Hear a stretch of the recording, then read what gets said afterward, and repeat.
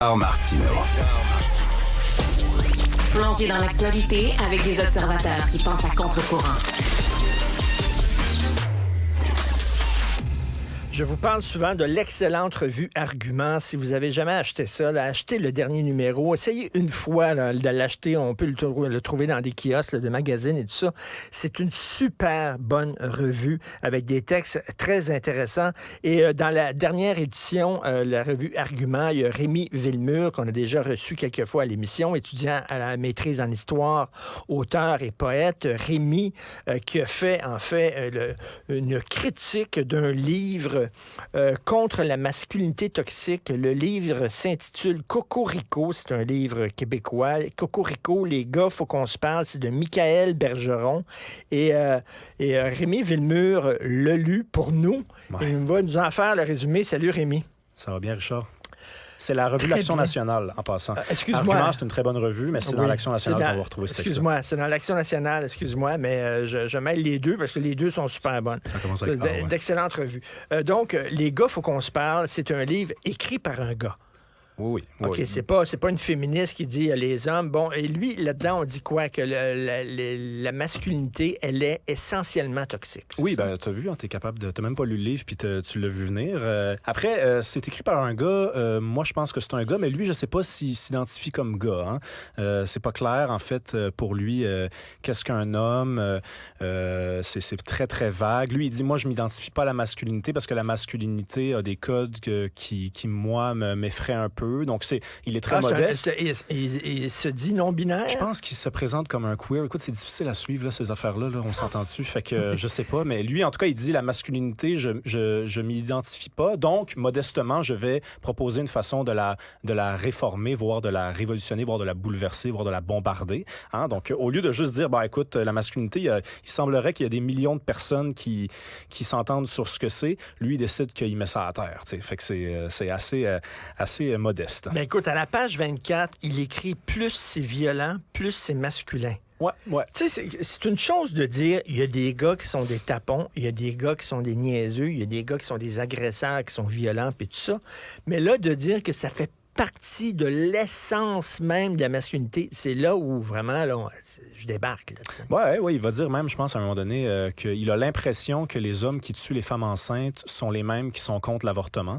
Donc, je sais pas comment il arrive à ça. Là. C'est un espèce de raisonnement bizarre. Il y a comme aucune étude. Il se base sur rien. Il cite des gens...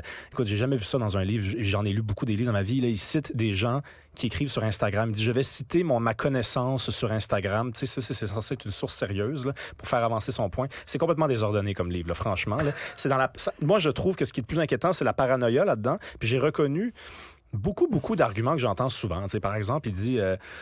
moi, je suis mal à l'aise quand je bois du chocolat chaud parce que j'ai l'impression que les gars me jugent, tu sais, parce que je bois pas du café. Écoute, là, j'ai jamais rencontré quelqu'un qui disait ça. C'est dans ta tête, là. Ils inventent un Québec épouvantable qui n'existe pas. Et tu me donnes une page avec des extraits, Rémi. Je lis un extrait du livre de Michael Bergeron. Laissons les gars être des gars, mais de toutes les sortes. Pas juste des petits gars qui se battent. Laissons les gars qui aiment la cuisine jouer à la cuisinière. Laissons les gars qui aiment la mode aimer la mode. Laissons les gars qui aiment la lecture lire. Mais il y a plein de gars qui parlent de mode, il y a plein de gars qui lisent, il y a plein de gars qui cuisinent. Ricardo, il n'y en a pas entendu parler de Ricardo, lui. Non, mais il ne connaît pas c'est quoi. C'est étrange. C'est comme si on riait des gars qui cuisinent puis des gars qui parlent de mode au Québec. Qu'on riait des gars qui lisent. Il vit où, lui? Non, mais je sais pas. Mais c'est juste Planète, il vit. Je sais pas, mais c'est parce que, mettons que je suis capable d'imaginer un gars qui rit d'un gars qui aime la mode. Mettons, je suis capable de m'imaginer ça, je ferme les yeux, là, ça existe. Mais c'est pas la même personne qui rit du gars qui lit. C'est-à-dire que c'est deux affaires différentes. Puis en fait, j'ai jamais rencontré personne qui riait de quelqu'un qui lisait. Puis dans quel Québec il vit, dans quel monde il vit. Mais les chefs, le nombre de chefs qu'il y a, qui ont des livres de cuisine, pis ça. Est-ce qu'on rit des gars qui font de la cuisine? Non, je sais, mais le problème aussi avec ce livre-là, c'est que, déjà, il dit, la masculinité est toxique, il faudrait la redéfinir, puis il propose pas de définition. Donc ça, c'est l'espèce de raisonnement classique des gens à l'extrême gauche qui détruisent sans vouloir reconstruire. Ils ont pas un projet, ils veulent juste détruire. Donc c'est une espèce d'instinct de sabotage. qui n'est pas suivi d'un projet. Et là, il nous dit, la masculinité, c'est suspect. Hein? Des gars qui s'organisent entre eux, qui s'entendent sur certaines formes de comportement, sur une idée de la masculinité, ça, c'est suspect. Mais évidemment, la féminité, ça, c'est pas suspect. Non. Ça, des femmes qui s'entendent sur qu'est-ce que c'est qu'une femme, ça, c'est pas grave, ça. Ça, c'est normal. Le féminisme, c'est normal. Mais la masculinité, c'est suspect. Donc, cette espèce de refus attribué seulement aux hommes de s'organiser autour d'une philosophie, d'une éthique de vie, moi, je trouve ça pénible, honnêtement. Là. Écoute, les gars, il faut arrêter avec nos rêves de pouvoir. On ne contrôle rien dans la vie. Page 55. Il n'y a aucune femme qui a des rêves de pouvoir. Il n'y a aucune femme qui sont ambitieuses. Il n'y a pas de femmes qui sont... Tu sais, moi, c'est ce qu'on appelle l'essentialisme. Les Noirs sont comme ça. Les Blancs sont comme ça. Les hommes sont comme ça. Les femmes sont comme ça. Ça, c'est des gens qui se disent non-binaires. Mais c'est quoi? Ils ont une vision binaire en Christie du monde. En Christie, puis on s'entend aussi. Tu as des enfants, Richard. Là. Même si tu dis pas à ton petit gars, quand il grandit, écoute, tu contrôles tout. Tu dois être le plus puissant. Tu vas quand même pas lui dire, écoute, t'as pas vraiment le pouvoir sur tout. T'as pas vraiment la puissance sur tout. C'est une mentalité de loser, ça. J'apprends pas ça. J'apprendrai pas ça à mes enfants, moi, qu'ils sont pas capables de tout faire dans la vie. Je veux dire, j'aimerais mieux qu'ils s'en rendent compte tout seuls. Mais le travail d'un père ou le travail d'un ami ou d'un frère, c'est d'encourager les gens autour de lui. Mais lui, on dirait que l'échec de sa vie, puis là, c'est pas de la méchanceté, c'est lui qui en a parlé lui-même, à Tout le monde en parle. Il dit que c'est un piètre dragueur, quelqu'un qui a une vie amoureuse misérable, même si là, il se permet de nous faire la leçon. Ben lui, il nous dit les hommes devraient arrêter de se mettre de la pression. Non, je suis désolé, là. Je suis désolé. Non. Une société, ça fonctionne parce que les gens se mettent de la pression. Puis c'est vrai qu'à un moment donné, ils réalisent qu'ils peuvent pas tout faire, mais c'est la vie qui leur apprend. C'est pas Michael Bergeron dans un livre, là. Ben oui. Et là, écoute, le page 172, ça, je ne comprends pas. Là. Je vais le lire. Toi, tu vas le mettre en contexte. Ouais, t'as pris le passage le plus gracieux, là. Ouais. De plus, l'idée de la pénétration anale pour les hommes renvoie automatiquement à l'homosexualité. Ben, je sais qu'est-ce qu'il veut dire, là. En général, un gars qui aime se faire sodomiser, ce qu'il dit, on dit... Ben, je sais pas, il y a des gars peut-être qui aiment ça. Ce qu'il dit, en fait, c'est qu'il y a de plus en plus, dans la communauté hétérosexuelle, il y a de plus en plus de garçons qui acceptent de se faire pénétrer par leur blonde, que ce soit par un doigt ou par un jouet sexuel. Et là, lui, il dit, les gars qui résistent à ce plaisir-là, qui est un plaisir objectif pour lui, là, on est homophobe. C'est ça, exactement. Donc ça, moi, quand j'ai lu ça, je me suis dit, oh mon Dieu, mais il est allé dans combien de lits à Montréal ou au Québec pour pouvoir porter un jugement pareil? Je veux dire, moi, j'en connais, puis d'ailleurs, confession, moi, j'aime pas ça me faire pénétrer, et je suis pas homophobe. Moi non plus. Franchement, là, ça n'a rien à voir. Moi non plus. C'est simplement que j'aime pas ça. Les filles avec qui j'ai couché, je me suis dit, approche pas ton doigt de là, ça m'intéresse pas, moi, personnellement. Mais pas ça. Mais je suis pas homophobe. Ouais. Et sais-tu quoi? Mais non, mais tu l'es, là. Il te l'a dit que tu l'es, là. Il y a des femmes qui pratiquent la pénétration anale. Puis donc, un homme qui pénètre, je m'excuse, je sais qu'il est 9h39 le matin, là, mais bon. Un homme qui pénètre sa blonde dans l'anus, est-ce qu'il est pas gay? C'est quoi cette affaire-là? C'est dans le deuxième livre. Il y a un deuxième livre qui s'en vient, puis je pense qu'il traite précisément de ça. Là. Et là, il semble dire, là, au Québec encore, on dit que le steak, c'est mâle, puis le tofu, c'est féminin. Les ailes de poulet, c'est mâle. Les fondus au fromage, c'est féminin. Le bacon, c'est mâle, puis le croton, c'est féminin. Il se tient avec qui? Non, mais c'est ça, je comprends pas. Mais change tes amis, Michael, parce que si, effectivement, les gars que tu fréquentes disent que le bacon, c'est masculin... Ben, c'est parce que tu fréquentes les mauvaises personnes. Moi, j'ai pas entendu parler de ça autour de moi. Puis moi, j'ai envie de le rassurer quand même, Michael Bergeron, s'il nous écoute, parce que les gens avec qui il traîne, c'est pas des gens qui disent ça. Lui là, je pense qu'il dit que les gens avec qui je traîne disent ça. Hein? Les infréquentables, les misogynes, les fachos, ça, il semblerait que ce soit mon entourage. Eh bien, non, j'ai jamais entendu personne dire que le tofu c'était féminin, que la soupe c'était féminin, que de manger du bacon, ça c'était masculin. Ça n'existe pas ou ça n'existe plus alors. Peut-être qu'il vit dans un autre Québec, là, le Québec des années 50 ou 60, là, je sais pas, mais c'est plus le cas.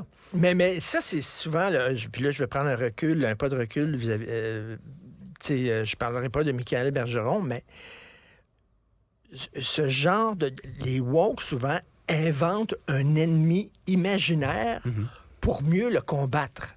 Tu comprends? Et cet ennemi-là n'existe pas. Ben, c'est de la paranoïa. Il y a un chapitre dans le livre, c'est un chapitre fascinant où il prend des paroles de chansons, puis il essaie de démontrer que ces paroles-là sont misogynes, font l'apologie de la culture du viol. Et franchement, je vais être totalement honnête, là, il y a des chansons dans ce livre-là j'écoute différemment depuis que j'ai lu le livre. Parce que je me suis dit, oh, OK, d'accord, c'est peut-être un peu particulier, mais il y a 2 chansons. Parce que là, il voulait évidemment amener un peu de québécois là-dedans. La chanson de Caïn, Embarque ma belle, on la connaît tous, on l'a tous déjà entendu très mal être chantée dans un karaoké. En ouais, embarque ma belle, je t'emmène n'importe où, on va boucher du bois, gueuler avec les loups. Je veux jamais t'entendre dire jamais. Je veux jamais t'entendre dire jamais pour lui, là. Pour lui, là, ça veut dire c'est l'apologie de la culture du viol, c'est du harcèlement, c'est de la misogynie. Hey, non, c'est pas ça que ça veut dire. La chanson, le Philippe Lafontaine, je pense, le Cœur de loup. Ouais. Cœur de loup, à un moment donné, là aussi, la victime est si belle et le crime est si gai. Oui. Il parle de séduction, là, puis la fille veut la séduire, puis il voit la fille comme la victime, elle est bon. Et je suis convaincu, j'ai pas lu le livre, Rémi, et tu vas me dire si j'ai raison ou pas.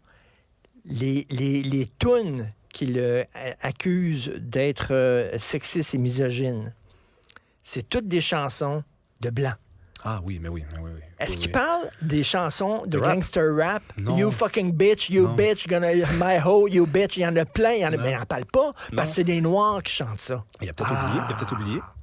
Là, on n'en parle pas. Peut-être qu'il n'écoute pas de rap, je sais pas. Non. Ça, c'est drôle. Ça me suspect. fait rire, c'est les suspect, gens. Évidemment que c'est suspect. On va te sortir une toune totalement années 80. obscure là, de Michel Fugain ou de aujourd'hui. Claude Dubois, mais la toune rap qui joue là, au bout dans toutes les stations, là, You fucking oh, puis tout ça, là, il n'en parlera pas de ça. Non, puis il va même dire pourquoi on continue de financer des œuvres misogynes et antiféministes. Puis je dis, OK, mais supposons qu'on soit d'accord. Moi, je suis en total désaccord avec lui. Je suis pour la liberté d'expression. Supposons que je sois en accord avec toi.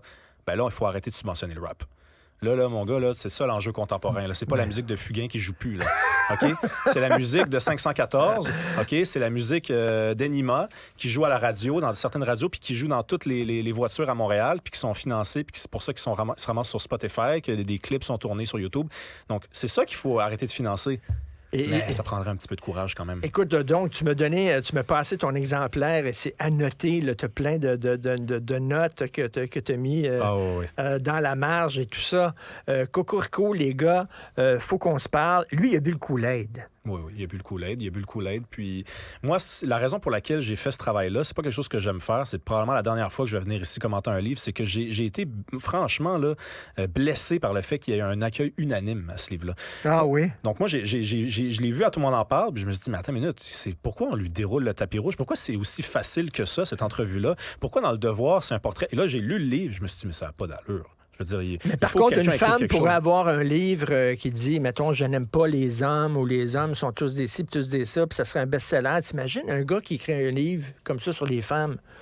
Ce serait, les gens diraient, tu sais, pourquoi ce 2 poids, 2 mesures-là? Et moi, j'ai un garçon de 15 ans, il est en train de former sa personnalité, il a 15 ans, une adolescence, c'est pas facile l'adolescence, puis tout ça.